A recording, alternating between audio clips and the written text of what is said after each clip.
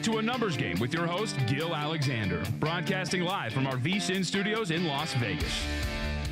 It is our new digital magazine for the Vegas Stats and Information Network, and we call it Point Spread Weekly. This week's issue, 59 pages strong, including the debut of former ESPN insider Dave Tuley in the pages of that digital magazine, if you will, testing a formula for high-scoring college home dogs, systems for betting Thursday NFL games. Once again, they didn't vet that one with me. I got to check that out. Systems for betting Thursday NFL games. And you can also see what plays, red-hot plays that were made, I should say, from Matt Humans and Paulie Howard. Matt Humans, 10 in a row, apparently. Check that out. Again, Point Spread Weekly. Here they are. Here, I will hold it up. A lovely copy here with Mitch and Paulie from Follow the Money. They are on the cover. They are cover boys this week. Get your free sample of this edition by signing up at VSiN.com/subscribe. It's your football free-for-all, your NFL football free-for-all on a Thursday here on A Numbers Game. Gill Alexander along with Bill Krackomberger, the crack man, professional bettor alongside Warren Sharp from Sharp Football Stats, sharpfootballanalysis.com on the phone. And via Skype, we bring in Rotoworld's Evan Silva, the matchup man. Good morning, Evan. Good morning, Gil. How are you doing? I'm doing very well. Evan, let us not waste any time. Where do you want to go? I think that this Green Bay-Dallas game is pretty interesting, not only from a daily fantasy standpoint, but also as a game that offers shootout potential. And I think we can start on Green Bay's side, looking at just their personnel right now. They have had the long week to get their offensive tackles healthy. That should be a plus. The long week appears to have allowed Devontae Adams, their number 2 receiver, to overcome his scary concussion. He's been practicing on a limited basis, has a real chance to play. And from a personnel standpoint, this Packers team is really short on running backs. Jamal Williams, their number 2 running back, struggled in the preseason, suffered a knee injury in that Thursday night win over the Bears. Does look like he's going to play, but again, he's been ineffective and banged up. Ty Montgomery is out there trying to practice right now with multiple fractured ribs. You know, they're just going to have to play it on a wait-and-see basis. And then their third running back is Aaron Jones, a player that I liked coming out of college, but he's a 5th-round rookie, and, you know, they may not fully trust him yet. There's a reason that he's 3rd on the depth chart. So I think that this game sets up as one where Aaron Rodgers could have a ceiling of like 50 pass attempts, and the Packers just go really hard with their passing game against a Cowboys defense that has really struggled to stop the pass. The Cowboys do not have very much pass rush. They've allowed the NFL's 4th most touchdown passes. They've allowed the NFL's 5th most pass plays of 20-plus yards. Trevor Siemian, Carson Palmer, Jared Goff all had good to great games against them. So I like it a lot from the Packers side. And then from the Dallas side, I mean, this Packers defense just isn't very good against the run or the pass. Ezekiel Elliott last year had success in both meetings with the Packers. Remember, these teams played twice last year, including the playoffs, as did Dak Prescott. Dak Prescott had 253 total yards and 3 touchdowns in the first meeting, 315 total yards and 3 touchdowns in the second meeting. And Ezekiel Elliott is far more involved in the passing game this year. He's on pace for 76 targets, only drew 39 targets all last year. And I think that the breakout player on Dallas's side could potentially be Dez Bryant. A.J. Green and Julio Jones have both had season-best games against this Packers secondary. Dez Bryant, when he played them last January, 9 catches for 132 yards and 2 touchdowns. Dez has gotten off to a kind of a slow start, but his slow start is explainable. He faced Janoris Jenkins in week 1, the Broncos in Denver in week 2, Patrick Peterson in week 3, and last week he went for 98 yards, but he was kind of limited by Tremaine Johnson. So I think that Dez can have I think that both of these teams can have a lot of offensive success in this game. It's a great point about Dez Bryant. We've driven it home. When he's against elite corners, you might expect him to have trouble from here on out in his 8th season. Doesn't have the ability to separate. But when he's not facing elite corners, different story. Dallas right now a 2 or 2.5 point favorite, depending on where you're looking here as we do this Thursday morning, hosting the Packers, one of 3 afternoon games, if you will, on Sunday. Green Bay, as Evan pointed out, extra rest, and boy, did they need it with all their injuries coming off that win against Chicago last Thursday night. Dallas, they will have 10 days rest, obviously, when this game kicks off. Dallas coming off that 35-30 loss at home against Jared Goff and the LA Rams. Warren, your thoughts on this game? Yeah, I think definitely the player health is going to be a key factor here. Green Bay, they say Ty Montgomery is back trying to practice again, but I don't know if he's going to be able to get out there and at least play effectively. I mean, plus he could take a hit and he's done. So I do think that the Green Bay Packers are probably going to be even more pass heavy. And right now, by my metrics, they are the most pass heavy team in the NFL already. So they're probably going to be a little bit more pass heavy in this game. And why not? I mean, the Dallas Cowboys secondary is a target point. Everybody who's gone up against them has had some semblance of success. One of the keys, obviously, I mean, Goff had a ton of success last week, but one of the keys, obviously, is going to be the pass rush and the health of that offensive line, because Dallas gets another pass rusher back.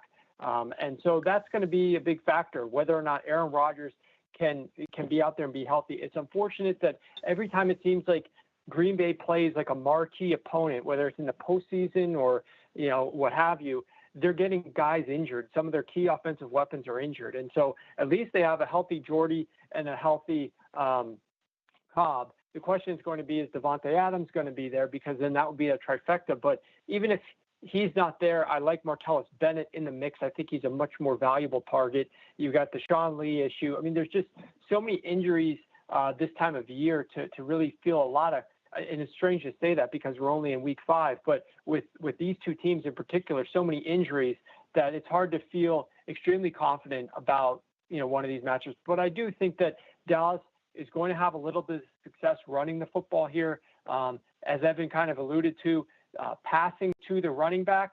Here's one of the big keys, I think, is when you talk about the running back passing efficiency, Dallas so far has not been all that great in terms of their efficiency when they pass the ball to Zeke. They actually, by my metrics, rank second worst in terms of their success rate gained. However, they've gone up against the 4th most difficult schedule. The Packers are 29th defensively, so 4th worst in the NFL at defending passes to running backs in terms of the success rate that they allow. So that is going to be a big edge in this game. And then the ability for explosive runs. Dallas ranks 5th in explosive rushing offense. Green Bay ranks 25th. So there's a big edge for Dallas to maybe get some chunk yardage here on the ground and get Zeke going. And then it's always easier for any quarterback, if they have a run game going, to be able to pass off of that. And we might see Dak have a little bit better success against the secondary if that run game is going, if Zeke really gets off well. Dallas already one loss shy of their total amount of regular season losses last year. Green Bay, I always bring this up with their injuries this year because it harkens back to when they won the Super Bowl back in January of 2011, Super Bowl 45 that was. When Green Bay won the Super Bowl then, they were also the team that overcame the most games to injury that season as well. So they've been through this before and have managed to overcome it. Obviously, it's not ideal, but it is just a testament to the power of a guy like Aaron Rodgers to be able to overcome this. In fact, that year that they won the Super Bowl, they overcame 91 games lost to injury for opening day starters, which at the time was the 4th most in the history of the NFL. So hopefully Green Bay, and starts this week, will get all of their guys back in short time. And as Evan mentioned, great to know that Devontae Adams is okay. This is the marquee matchup of the weekend, just from a fan standpoint, Bill, for sure. Yes, for sure. It's funny. I'm going to change subjects here real quick. Before, there was no movements at all. Yeah, as we speak. 4 game totals have been hit. Right now, there's a syndicate actually going out on it. Warren and I were texting back and forth. I mean, Kansas City just moved 2 full points under from 47. I just actually bet on one of the apps under 47. It's 45 now. It's just amazing, though, that we were talking about how somber everything is, nothing's moving, and all of a sudden we go to a break, we come back, and 4 totals have just been hit on the screen. Also, that Chargers-Giants yes, side, the which Chargers, was 3.5, is now 3. We were just talking about that a little bit. I said, wow, you can get some 3.5s in town, and you and I privately talking, so obviously we didn't affect it. It's just amazing how there is a syndicate. Warren and I know who they are. that go out a little bit earlier than Warren. Usually they go out on Tuesdays or Wednesdays. And thank God they're not. We'd actually rather not have the syndicates go out and bet the totals that would affect his totals, because let's face it, his handicapping method, his computer-driven program model, is not the only model in the world. So there's going to be other groups. Not too many, though, but there's a couple. And we'd like to get to the numbers first. Fortunately, none of these games they really hit on is going to be Warren's games. But it's just funny. I'm watching these games. And you know how hard it is to move a game from 47, one of the key numbers in the NFL, by the way, down to 45 in a matter of seconds? That's a big move. It's a big move. And I just seen it happen. It's a primetime game, the Houston-Kansas City game. So I didn't mean to change subjects on you. I'm just meaning to say that there is some major movement going on some NFL totals as we see. And the board also, is a Christmas tree as we're sitting here. It really is. It gets me so excited. I love to see it red and black. It's like Christmas morning for Bill. Let's do one more here before the break. Evan, where else you want to go here? Evan Silva from Rotoworld. Yeah, one thing I like to look at each week, especially when teams are on buys and we just don't have access to a lot of good teams to fewer good teams on the slate, and that's especially the case this week with the Falcons and the Saints, good offenses, the Redskins, the Broncos have played well offensively. All those teams are on buys, so we have some games where it's bad teams squaring off, and the 49ers and the Colts right now are bad teams.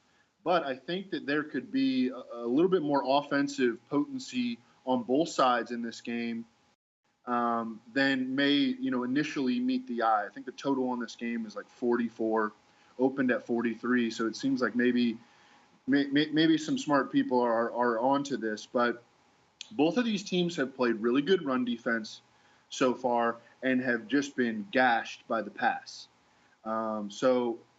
Passing in general in the NFL is a more efficient way to play. And I think that because the number of pass attempts are likely to be elevated in this game, and because passing efficiency is likely to be elevated in this game, this may be a game that goes over the total. Brian Hoyer has struggled to the extent that I think there is going to be maybe some quarterback controversy in San Francisco. They've got an impressive rookie, C.J. Beathard. He was very good in the preseason. They may want to see him play eventually. But I think that he can have success against this Colts defense indoors on Sunday. The Colts have played excellent run defense. And Brian Hoyer, if you look at his history, how he has succeeded in the NFL has actually been as a deep passer. And he's not even considered a big armed passer, but I mean in 2014 under Kyle Shanahan, who of course was his OC in Cleveland and now is his head coach, he led the NFL in yards per completion that year. His career yards per completion is 11.8 yards, which is just shy of Aaron Rodgers actually at 12.1.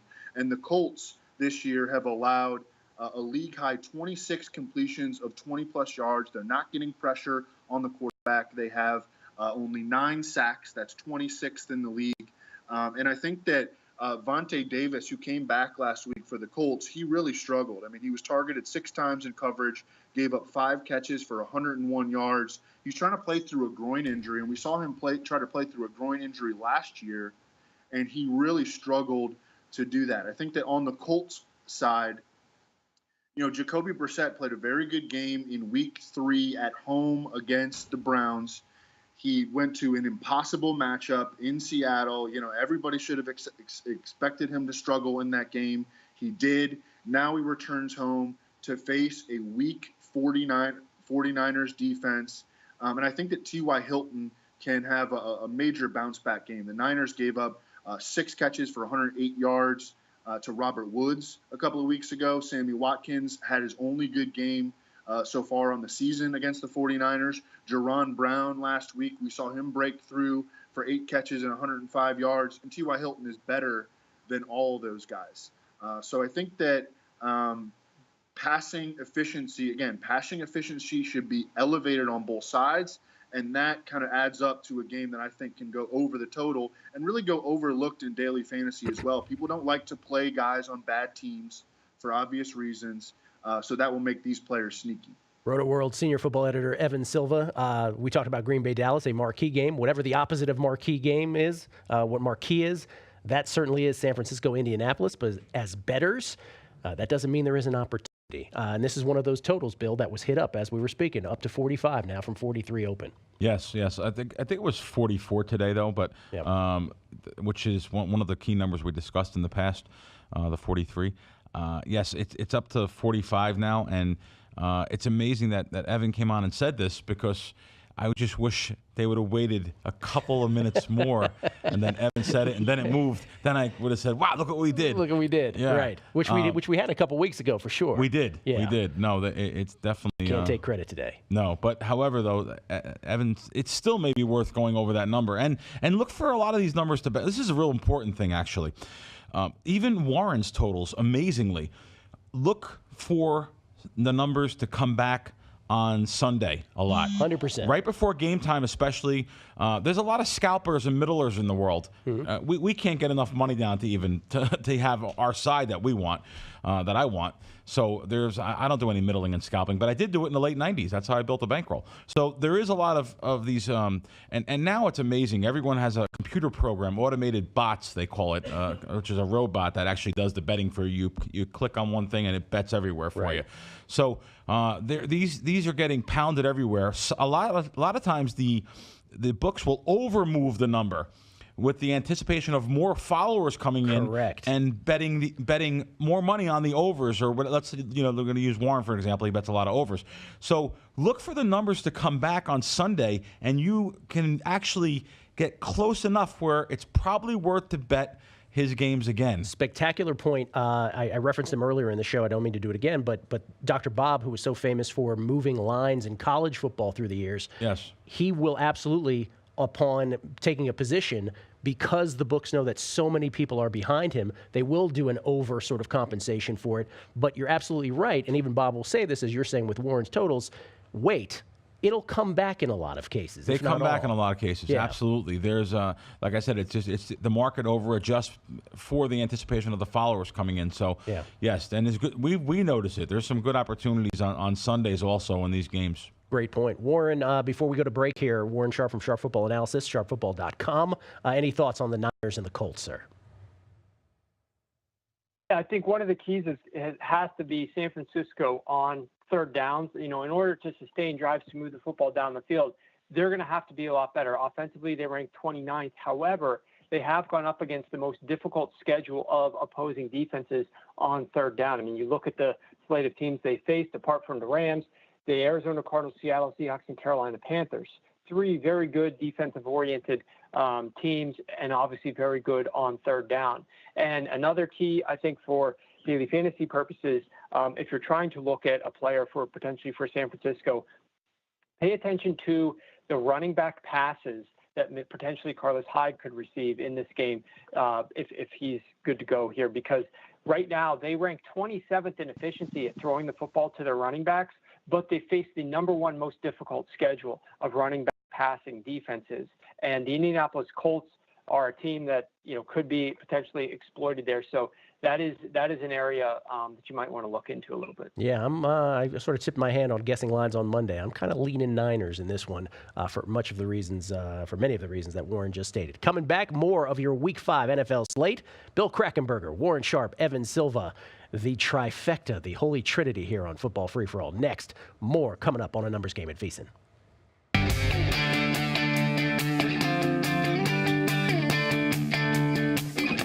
It's A Numbers Game, live from the tip of the strip in Las Vegas. Get your fill of numbers even after the show is over by following the crew on Twitter, @BeatingTheBook and @VSiN Live.